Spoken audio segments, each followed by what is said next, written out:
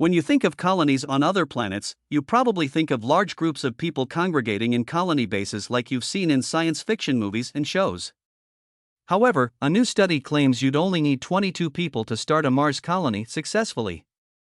The study also found that some personalities might not be so great for planetary colonization. In the study, which was uploaded to the preprint database AR14 on August 11 and has not been peer-reviewed, researchers used a computer program, known as an agent-based model, ABM, to predict how many people would be needed to sustain a colony on Mars. ABMs simulate how well groups react to challenging scenarios based on their personality types. The model looked at 4 personality types: agreeables, who are not very competitive or aggressive; socials, who are extroverted and do well in social settings; reactives, who struggle to deal with changes to routine; and neurotics, who are highly competitive and aggressive. The model then varied the number of each type when doing key tasks such as Martian mining and farming.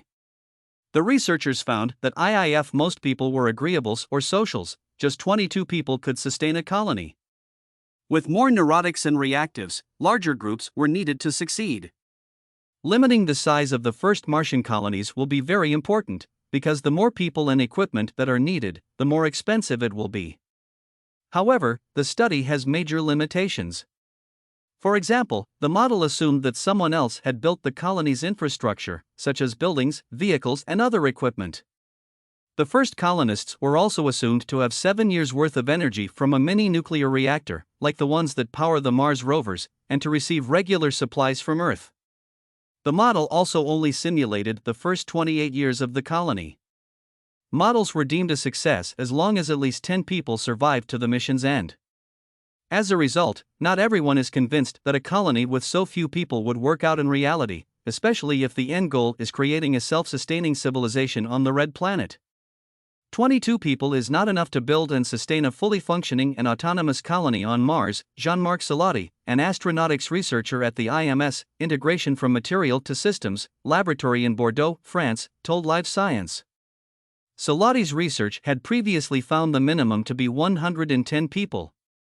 Just 22 people may survive on the planet for a limited time as long as they have the necessary infrastructure, energy, and resources, but they would not thrive, he added. And while the new study's idea of factoring in personality types was a smart move, it also has its limitations, Salati said.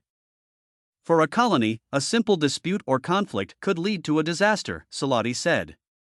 But the 4 personality types used in the study are oversimplified, he added. Building and sustaining an autonomous colony on Mars requires more people with a greater range of knowledge and skills to overcome the challenges they would face, Salati said. So he stands by his minimum estimate of 110 for future missions. A long-term Martian colony would also require a much larger gene pool than 22 people, Salati said.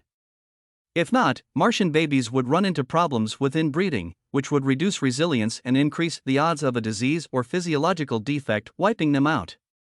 In a 2018 paper, also uploaded to AR14, researchers calculated that producing a genetically viable human population on a one-way trip to Proxima Centauri, the nearest star system, would require at least 98 people.